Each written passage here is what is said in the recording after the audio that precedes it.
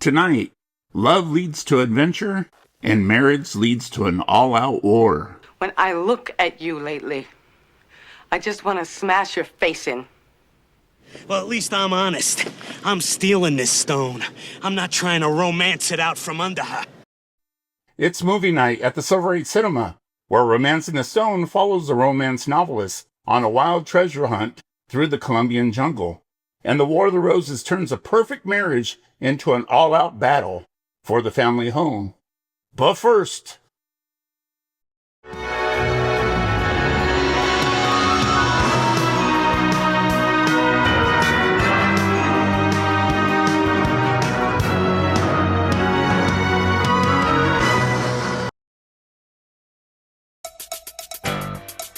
Romancing the Stone is a romantic comedy adventure film directed by Robert Zemeckis.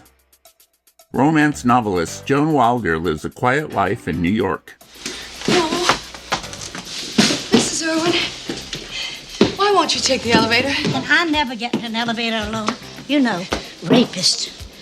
Until a mysterious package arrives from her murdered brother-in-law. Before she could figure out what's going on, someone is watching her and breaks into her apartment.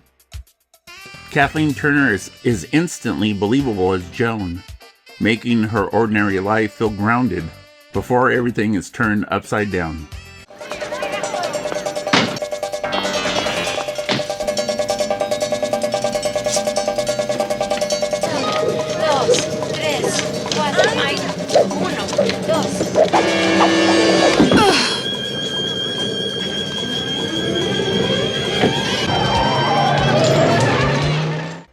After learning her sister Elaine has been kidnapped by relic smugglers Ira and Ralph, Joan flies to Colombia carrying a mysterious map that could save her sister.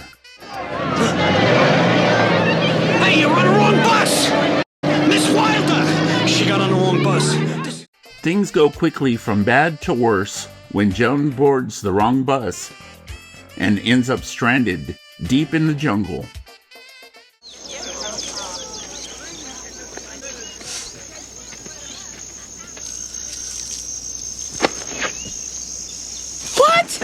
The purse.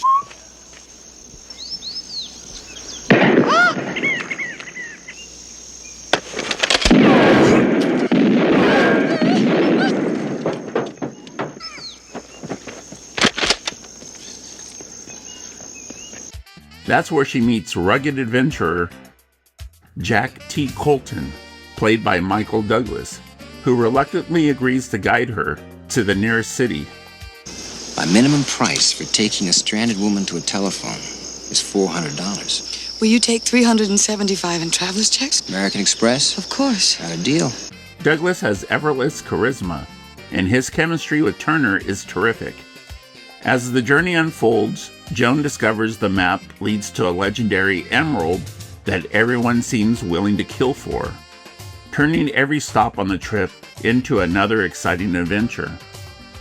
Who the hell are you? Well, I'm a romance novelist. You're what? What are you doing here? My sister's life depends on me. Oh, don't give me that shit. Thought you were donating a kidney or something. The jungle setting keeps the movie fresh because every stop introduces a new challenge. Joan constantly finds herself in over her head, while Jack somehow manages to keep them alive. And we watch Joan slowly transform from a timid writer into a confident adventurer. The action is exciting without ever losing its playful sense of fun, and Ellen Silvestri's adventurous score perfectly complements every twist and turn.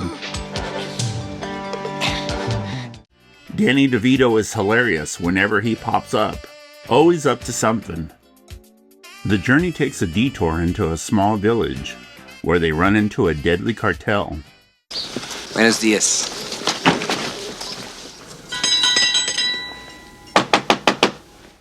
What the hell? These hardened drug runners are obsessed with romance novels and are huge fans of Joan's. John Wilder? The John Wilder? Juanita, it's Juanita. Come in! Anyway, back to my review. The drug lord Juan and his little mule help the pair escape from Zolo's soldiers. What are we stopping for? I can't hear my favorite beat. As Joan and Jack grow closer, Jack has his eyes on the treasure too, putting their new relationship to the test.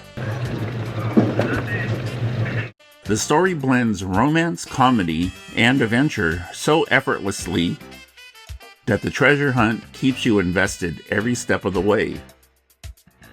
With the emerald now within reach, every side races towards the same destination. Joan and Jack finally reach the treasure's hiding place, but they aren't alone. Understatement of the year, asshole. Is there anybody who isn't following you? Put the goods in the bag. For a fabulous treasure, Joan and Jack are about to share an adventure no one could imagine or survive. Director Robert Zemeckis finally got his breakthrough with Romancing the Stone, and its success gave him the clout in Hollywood to make his passion project. The film also spawned the sequel, The Jewel of the Nile. It's an okay follow-up, but it's probably remembered best for Billy Ocean's hit music video,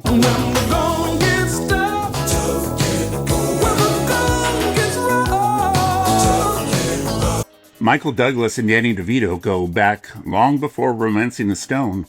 The two were roommates in New York while trying to break into show business, and Douglas continued to pay his share of the rent after moving to Hollywood when he landed the TV series The Streets of San Francisco. Speaking of which, there's an inside joke in Romancing the Stone when Jack asks if Joan's traveler's checks are American Express? Of course. It's a nod to Douglas's co-star on The Streets, Carl Malden. American Express traveler's checks. Don't leave home without them. There are a couple fun connections to other movies. The kidnapper's boat is named the Orca. Could it be the very same shark boat from... Danny DeVito also jokes about... Now move it before Batman comes home. A few years later, he'd played the Penguin in Batman Returns. My enjoyment rating for this timeless adventure movie is an A. Well, I guess this is it.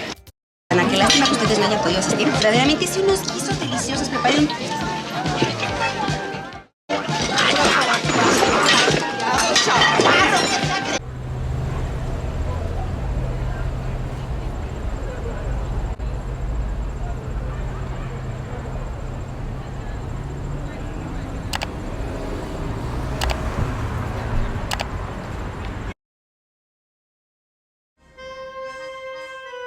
The War of the Roses is a black comedy directed by Danny DeVito. It all begins when Oliver Rose falls for Barbara at a high-end auction. Michael Douglas and Kathleen Turner have such natural chemistry that you completely buy into their whirlwind romance as they marry, raise a family, and build what looks like a perfect life together.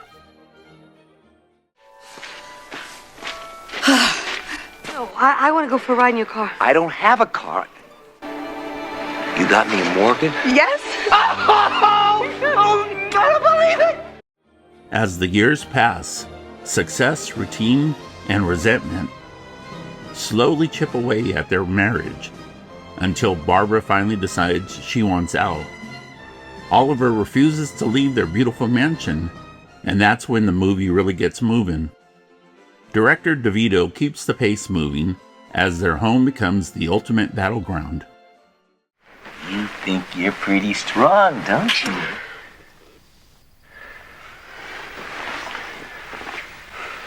What the hell is wrong with you? What starts with petty revenge quickly spirals into an all-out war, with every room in the house becoming another opportunity to outsmart, embarrass, or sabotage the other.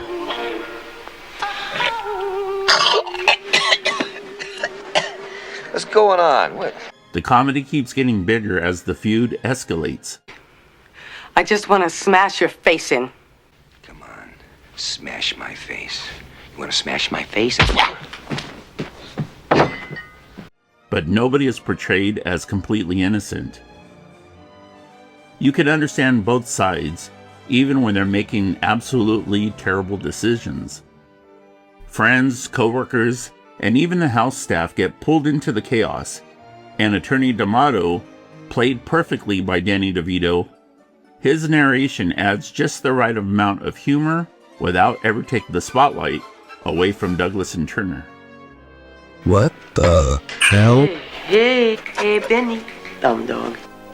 Hey! Their hate for each other has spread to just about everything around them, including their family pets. Nobody who makes pate this good can be all bad. And trust me, don't even ask what happens to the dog. Woof. Anyway, back to the review. For all of its outrageous moments, the movie balances dark comedy with genuine emotional pain surprisingly well. Beneath all the laughs is a story about pride, resentment, and two people who become so determined to win that love, money, and common sense no longer matter. It's one of the most memorable black comedies of the 80s. Stinky bitch. Oh, bastard. Slut. Scum. Filth. Morning, Susan. What began as a fairy tale romance is about to prove this film is not for the lovers in all of us. Director Danny DeVito has said that the first cut of War of the Roses ran just over 3 hours before being trimmed to its final 116-minute runtime. Even in its shorter form, DeVito shows just how good he is at dark comedy, finding laughs in the most uncomfortable situations. The War of the Roses was the third and final film to unite Michael Douglas, Kathleen Turner, and Danny DeVito, following Romancing the Stone, and its sequel, The Jewel of the Nile, bringing one of the greatest screen trios to close. There's a 2025 remake introducing the story to a new generation, but I still prefer the OG. Here's Kathleen and Michael talking about Danny as the director. He had a vision and he was going to see it. God bless him. Oh, no, it's great. But no, one of my favorite stories about that is Danny had chosen the house for the exterior for the Roses, their big mansion, and there was a sapling in the front lawn, so we had it dug out. And so, you know, things kept moving around him, and people kept doing what they were supposed to do, and he finally goes, "Hey, doesn't anybody notice I'm standing in a f***ing hole? We're in a goddamn hole." No, you're like, doesn't matter, I'll bleep, it'll be good. All right, good. Anyway, and everybody goes, "No," and we hadn't, because he's only this tall anyway. I felt very badly for a second. My enjoyment rating for this darkly hilarious movie is a B+. This seems rational to you both? I am the one who found this house. I bought everything. With my money! It's a lot easier to spend it than it is to make it, honey bun! You might not have made it if not for me, sweet cakes.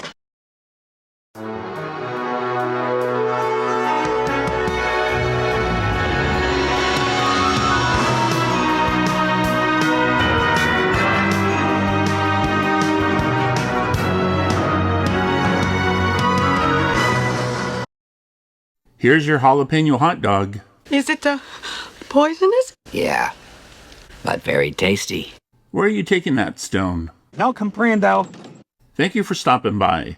Please consider subscribing. And here's another great comedy double feature, just in case you missed it. See you next time at the Silver Age Cinema, where one movie is never enough.